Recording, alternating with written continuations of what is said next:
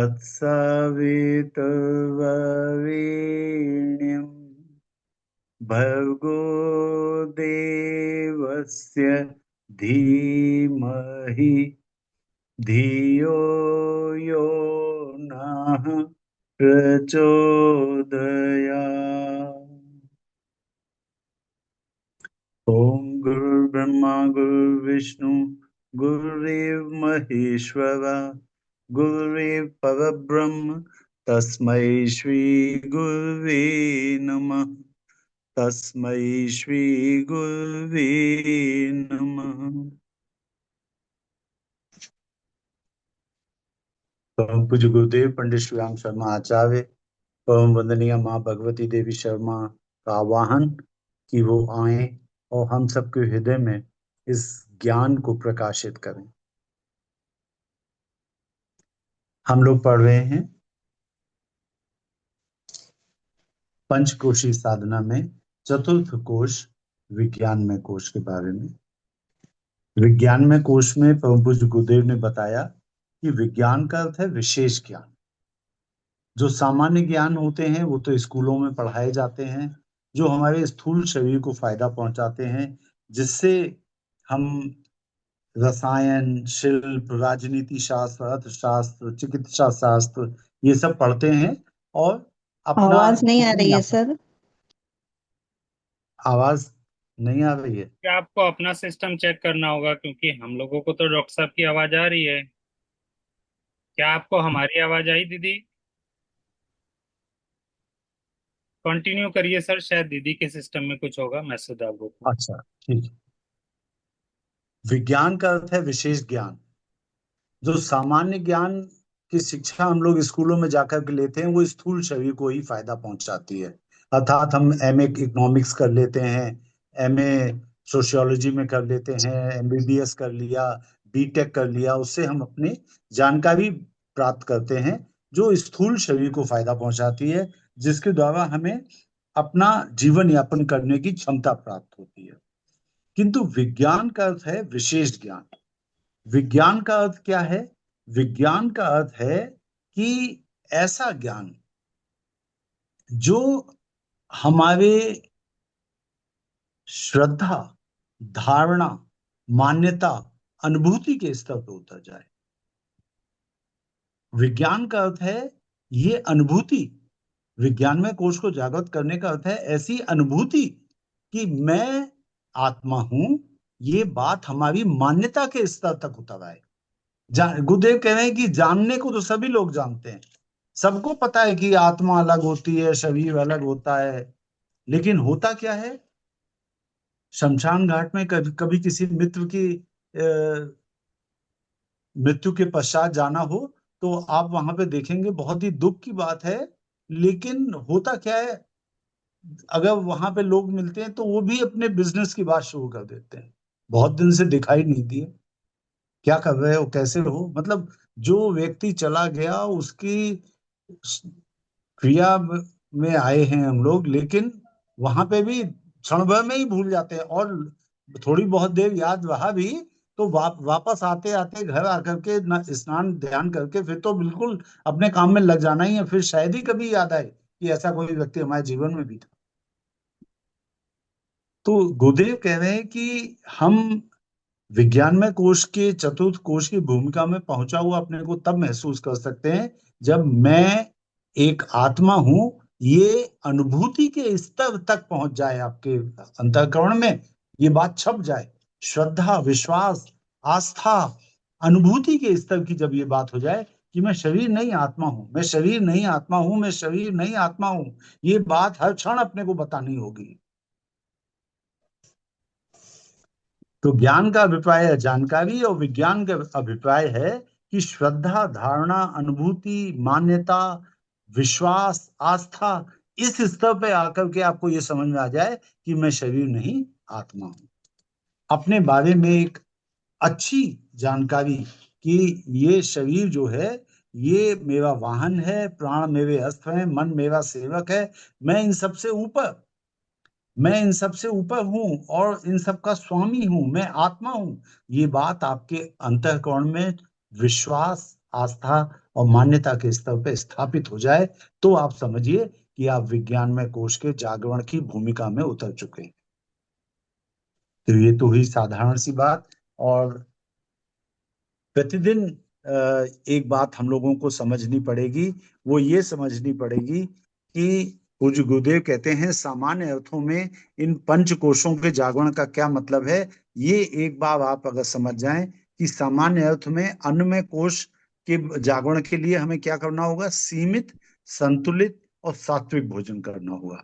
सीमित, संतुलित और सात्विक भोजन करना होगा। प्राणमय कोश के लिए हमें क्या करना होगा, साहस, संकल्प, पराक्रम को अपने दैनंदिन जीवन में अपनाना होगा। साहस, संकल्प और पराक्रम, लुटे पिटे नहीं, मजबूती के साथ खड़े होने वाले, जटायु की तरह से अपनी आंखों के सामने गलत काम होते नहीं देख सकते।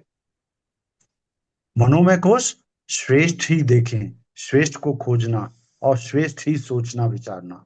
ये जब दैनिक जीवन में उतर आएगा, श्रेष्ठता को आलिंगन करेंगे, हम कभी गलत बात का फेवर नहीं करेंगे।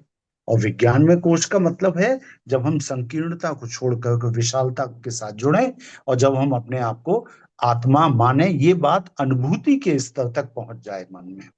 और आनंदमय कोश के लिए क्या करना पड़ेगा, आनंदमय कोश के लिए सादा जीवन, उच्च विचार, बालकों जैसी निश्चलता, किसी से छल नहीं करना और हर किसी अवसर पर आनंदित रहना, हार जीत को हंसते रह, दोनों में, चाहे हार हो चाहे जीत हो, दोनों में ही हंसते रहें, सम रहें। जैसे भगवान श्री कृष्ण कहते हैं गीता में, समत्वम योग उच्यते, सम रहना ही योग है। तो आइए आज का स्वाध्याय प्रारंभ करते हैं। जीव से अपने को आत्मा कहने वाले असंख्य लोग हैं, उन्हें आत्मज्ञानी नहीं कह सकते। आत्मज्ञानी वह है जो दृढ़ विश्वास और पूर्ण श्रद्धा के साथ अपने भीतर यह अनुभव करता है कि मैं विशुद्ध हूँ, आत्मा के अतिरिक्त और कुछ नहीं। शरीर मेरा वाहन है, प्राण मेरा अस्त्र है, मन मेरा सेवक है, मैं इन सब से ऊपर, इन सब से अलग, इन सब का स्वामी आत्मा हूँ। मेरे स्वार्थ इनसे अलग हैं। मेरा लाभ और स्थूल शरीर के लाभों में, स्वार्थों में भारी अंतर है। इस अंतर को समझकर जीव अपने लाभ, स्वार्थ, हित और कल्याण के लिए कटिबद्ध होता है, आत्मोन्नति के लिए अग्रसर होता है, तो उसे अपना स्वरूप और भी स्पष्ट दिखाई देता है।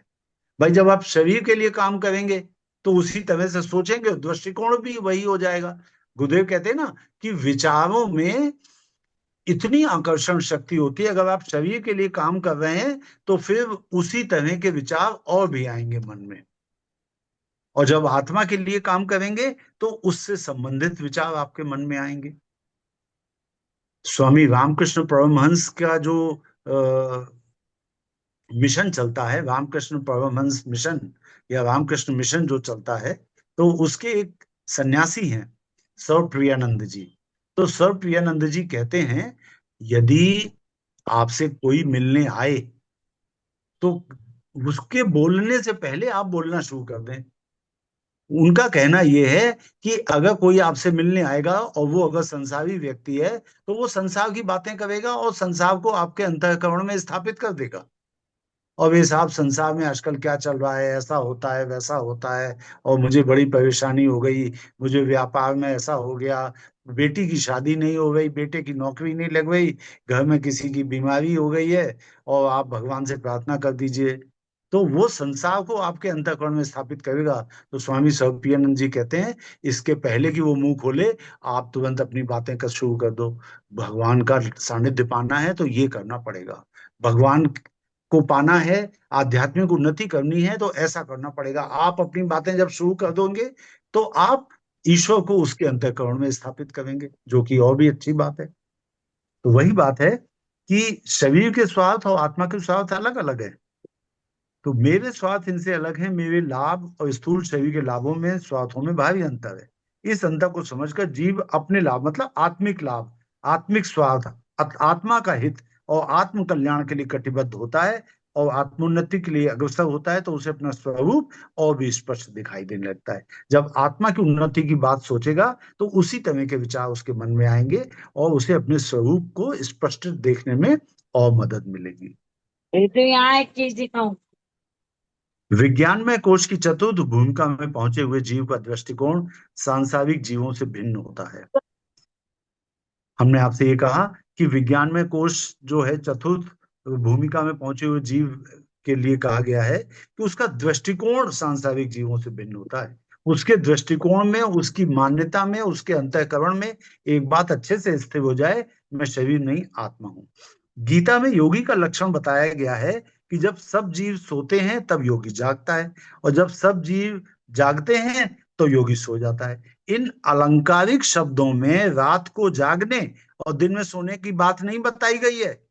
ये नहीं कहा जा रहा है कि जब सब लोग जागे तब आप सो जाओ, और जब सब लोग जागे तब आप सो, और जब सोए तब आप जागो। ये नहीं, वरन यह बताया गया है कि जिन चीजों के लिए साधारण लोग बेतमे इच्छुक रहते हैं, प्यासे रहते हैं, लालायित रहते हैं, सतृष्ण रहते हैं, मतलब त्रसित रहते हैं, इच्छा करते हैं, आकांक्षी रहते हैं, तो योगी का मन उधर से फिर जाता है।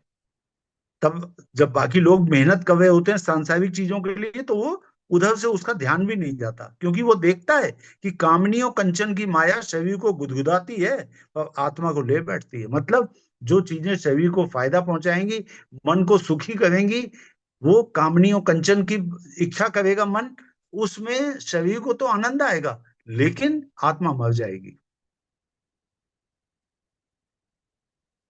इससे क्षणिक सुख के लिए स्थिर आनंद का नाश करना उचित नहीं है। जिस जिन धन, संतान, कुटुंब, कबीला, शत्रु, मित्र, हानि, लाभ, आगा पीछा, निंदा, स्तुति आदि की समस्याओं में साधारण लोग बेता में फंसे रहते हैं, ये बातें योगी के लिए अबोध बच्चों की बाल क्रीड़ा से अधिक कुछ भी महत्व की दिखाई नहीं देती।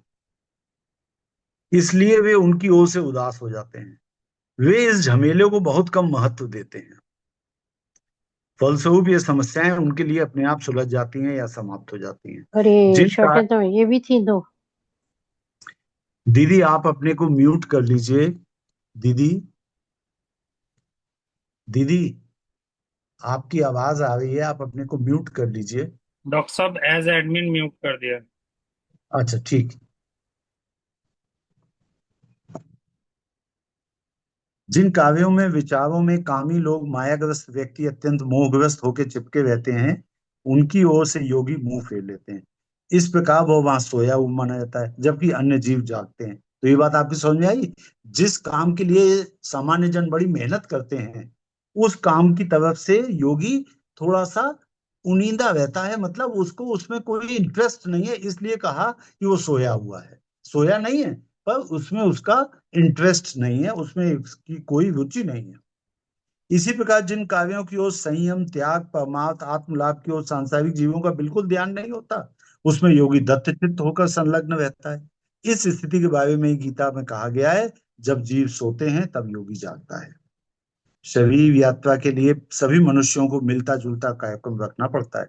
देखिए, शरीर तो सभी को मिला है, चाहे योगी हो चाहे भोगी हो, शरीर तो सभी को मिला है, और उस शरीर की तो देखभाल करनी पड़ेगी, योगी को भी करनी पड़ेगी।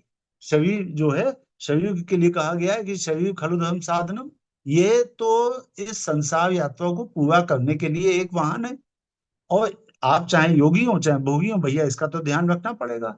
योगी को भी ध्यान रखना पड़ेगा, वरना फिर उससे आत्मोन्नति की सीढ़ियां कैसे चढ़ पाएगा, उससे योग कैसे सधेगा? ना तो वो जप कर पाएगा, ना तो वो स्वाध्याय कर पाएगा। तो ध्यान तो शरीर का रखना पड़ेगा, यही बात गुरुदेव कह रहे हैं। शरीर यात्रा के लिए प्रायः सर सभी इसके मनुष्यों। ऊपर अभी जो गीता में ये कहा गया है कि जब जीव सोते हैं तब योगी जागते हैं, ऊपर इसका वर्णन तो आपने करा, लेकिन क्षमा चाहते हैं किसी कारणवश किसी सज्जन ने दो बार आवाज लगा दी तो उसमें ना कंसंट्रेशन थोड़ा बिगड़ गया, तो कृपया एक बार अच्छा, पूरा इसको वो बता दें। देखो, जब विज्ञान में कोश की चतुर्थ भूमिका में एक जीव पहुंचता है, तो गुरुदेव कहें उसका दृष्टिकोण भिन्न हो जाता है सांसारिक जीवों से। दृष्टिकोण कैसे भिन्न हो जाता है? सांसारिक जीव क्या सोचते हैं हर समय अपने बारे में, मैं क्या हूं, मैं डॉक्टर हूं, और मैं ब्राह्मण हूं, मैं अग्रवाल हूं, मैं वैश्य हूं, मैं श्रीवास्तव हूं, इस तरह की बातें वो करते रहते हैं, अपने को शरीर मान के काम करते हैं। जो विज्ञान में कोश में अगर जागृति चाहिए, तो आपको अपने को अच्छी तरह से समझना पड़ेगा। आपको आत्मा के बारे में अपनी जो जानकारी है वो केवल जीभ पे नहीं रखनी है। शरीर अलग है, आत्मा अलग है, ये बस सारे लोग जानते हैं। आत्मा हमेशा रहती है, कभी मरती नहीं, कभी पैदा नहीं होती, सदैव अजर अमर है, अविनाशी है। ये बात हमारे में से 100%, मतलब एक शराब की दुकान पे बैठा जो क्लर्क होगा उसको भी पता है कि साहब वो तो आत्मा तो सदा जीवित रहती है ना।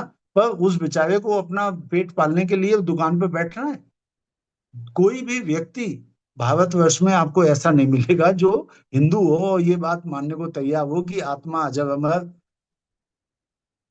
है। ये बात मानने को तैयार होगा, हमेशा मानेगा। ऐसा नहीं कहेगा कि नहीं ये गलत है। लेकिन ये मान्यता केवल जीव की नोक पे है। काम वही करेगा जो सब लोग कर रहे हैं। यानी सुबह उठ करके अपना दाल रोटी खाना, ऑफिस जाना, फिर वापस आना, खाना खाना और सो जाना, जो सब लोग कर रहे हैं वही कर रहे हैं। गुदे कह रहे हैं विज्ञान में कोश की चतुर्थ भूमिका में जो पहुंचा हुआ जीव है उसका दृष्टिकोण फर्क होना चाहिए। उसका दृष्टिकोण सांसारिक जीवों से भिन्न होता है। गीता में बताया गया है योगी का लक्षण कि जब सारे जीव सोते हैं तो योगी जागता है। इसका मतलब क्या है? गुरुदेव कह रहे हैं इन अलंकारिक शब्दों का मतलब ये नहीं है कि दिन में सो और रात में जागो। इसका मतलब ये बताया गया है कि जब साधारण लोग बेतरह इच्छुक, प्यासे, लालायित और बहुत ही आकांक्षी रहते हैं, तो जिन चीजों के लिए, उन चीजों से योगी का मन फिर जाता है। जिन चीजों को पाने के लिए कि एक घर हो, टेलीविजन हो और स्कूटर हो और घर में एसी लग जाए, इस तरह की सुविधाओं को पाने के लिए, एक अच्छी सी नौकरी हो, इन सुविधाओं को पाने के लिए साधारण लोग जिस तरह से परेशान रहते हैं, उस तरह से योगी परेशान नहीं रहता। योगी का मन उधर से फिर जाता है क्योंकि वो देखता है कि कामनी और कंचन शरीर को गुदगुदाता है। कामनी और कंचन शरीर को गुदगुदाता है लेकिन आत्मा को ले डूबता है। तो उधर से योगी का मन फिर गया, मतलब इन चीजों को पाने के लिए, सांसारिक भोगों को पाने के लिए साधारण व्यक्ति बहुत मेहनत कर रहे हैं और उधर से योगी का मन फिरा हुआ है। अर्थात योगी के मन में इनकी बात ध्यान में ही नहीं आ रही। यानी योगी तब सो रहा है, साधारण आदमी जगा हुआ है तो सो रहा है। और जिन चीजों के लिए योगी मेहनत कर रहा है, सुबह 3 बजे उठा या 3:30 बजे उठा, नहाया धोया, 4 बजे बैठ गया, अपना गायत्री मंत्र का जाप कर रहा है, थोड़ी देर आधा घंटे गुरुदेव की आवाज में या श्रद्धेय डॉक्टर प्रणब पंड्या की आवाज में एक ध्यान कर लिया नियमित, चाहे ज्यादा नहीं तो 10-15 मिनट का ही ध्यान कर लिया या आधे घंटे का ध्यान कर लिया, और फिर वो दिन भर के कामकाज के लिए तैयार हो गया। तो जब योगी का मन जिसमें लगा है, वो जिस समय जगा, जिस समय काम कर रहा है, उस समय बाकी लोग सो रहे हैं। तो यही बात गुरुदेव कह रहे हैं कि जिन चीजों को कमाने में भोगी लोग लगे रहते हैं, उधर से योगी ने अपना मुंह मोड़ लिया और आत्मोन्नति के काम करने के लिए योगी जल्दी जाग करके मेहनत कर रहा है, काम कर रहा है। उस समय भोगी लोग सो रहे हैं। ये थोड़ा सा अंतर है। जिन काव्यों में विचारों में कामी लोग, मायाग्रस्त व्यक्ति अत्यंत मोहग्रस्त होकर चिपके रहते हैं, उनकी ओर से योगी मुंह फेर लेते हैं। इस प्रकार वह वहां सोया हुआ माना जाता है जहां की अन्य जीव जागते हैं। इसी प्रकार जिन काव्यों की ओर संयम, त्याग, परमार्थ, आत्मलाभ की ओर सांसारिक जीवों का बिल्कुल ध्यान नहीं होता, उसमें योगी दत्त चित्त होकर संलग्न रहता है। इस स्थिति के बारे में गीता में कहा गया है, जब जीव सोते हैं तब योगी जागता है। शरीर यात्रा के लिए प्रायः सभी मनुष्यों को मिलता जुलता कार्यक्रम रखना पड़ता है, पर योगी और भोगी के जीवन तथा रीति में भारी अंतर होता है। प्रायः सभी लोग तड़के नित्य क्रम से निवृत्त होते भोजन करके काम में लगते हैं। शाम तक जो श्रम करना पड़ता है उसमें से अधिकांश समय अन्न, वस्त्र, जीवन आश्रितों की व्यवस्था में लग जाता है। शाम को फिर नित्य कर्म किया, भोजन किया, रात को सो गए। इस धुरी पे सबका जीवन घूमता है, परंतु अंतः स्थिति में जमीन आसमान का भेद है। एक मनुष्य अपने शरीर सुख के लिए धन कमा रहा है और भोग इकट्ठे करने की योजना सामने रखकर अपना हर विचार और कार्य को करता है, जबकि दूसरा अपने को आत्मा समझकर आत्म कल्याण की नीति पर चलता है। जबकि दूसरा अपने को आत्मा समझकर आत्म कल्याण की नीति पर चलता है। तो ये भिन्न दृष्टिकोण जो है, यही एक के कामों को पुण्य और यज्ञ बना देता है और दूसरे के काम को पाप और बंधन बन जाता है।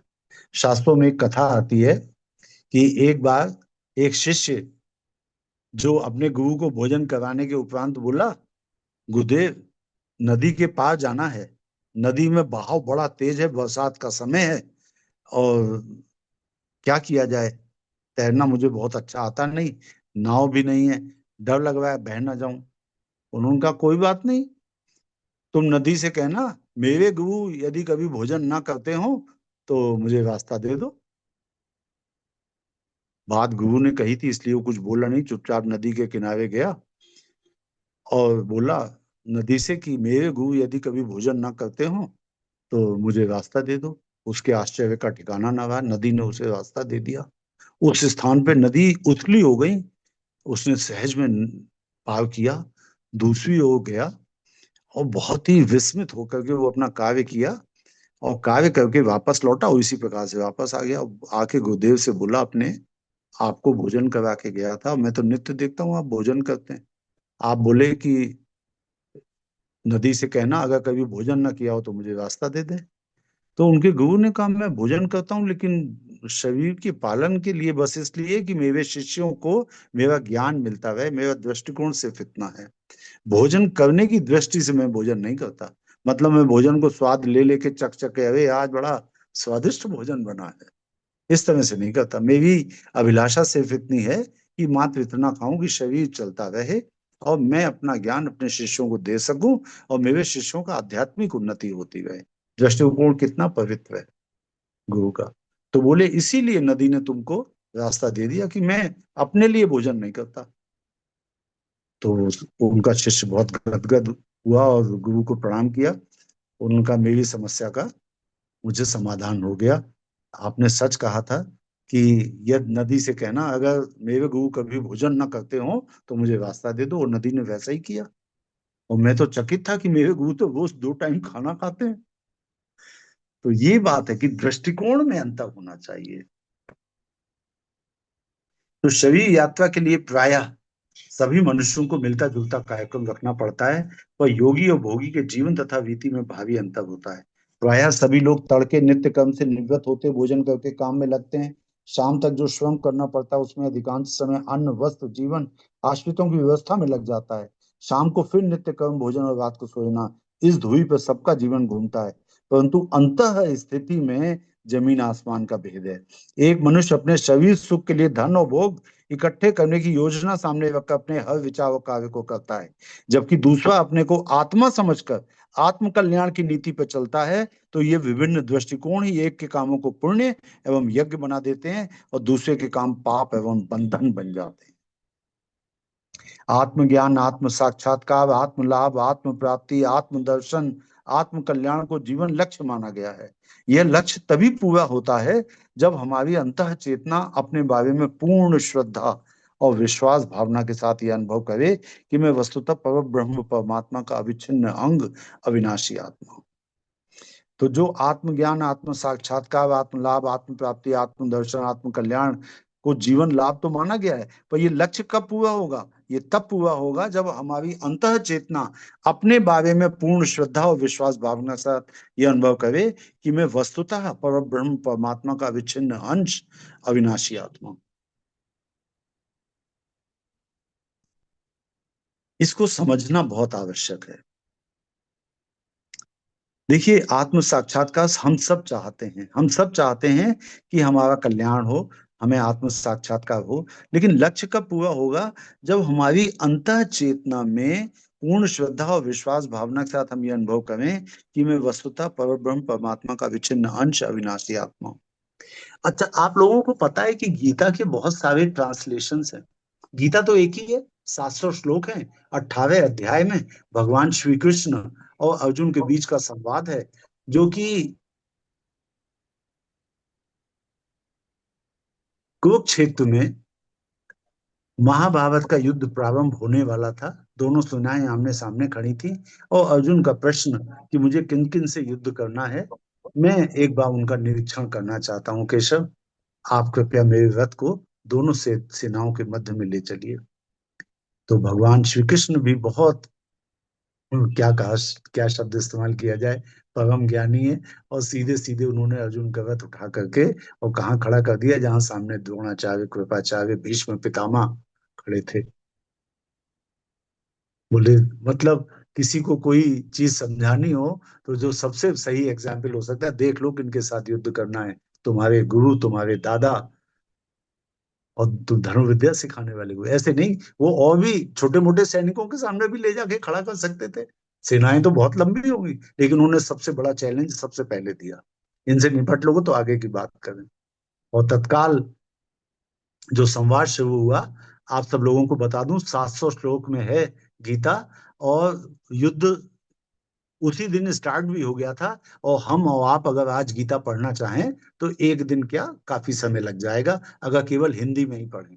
हम लोग ये मान लें कि अर्जुन ने प्रश्न किया, कृष्ण ने उत्तर दिया, उन्होंने प्रश्न किया, उन्होंने उत्तर दिया। इस तरह से अगर हम थोड़ा उसको समझें तो निश्चित जान लीजिए कि ये संभव नहीं था कि साधारण भाषा में, बैखरी वाणी में ये बात हो रही हो।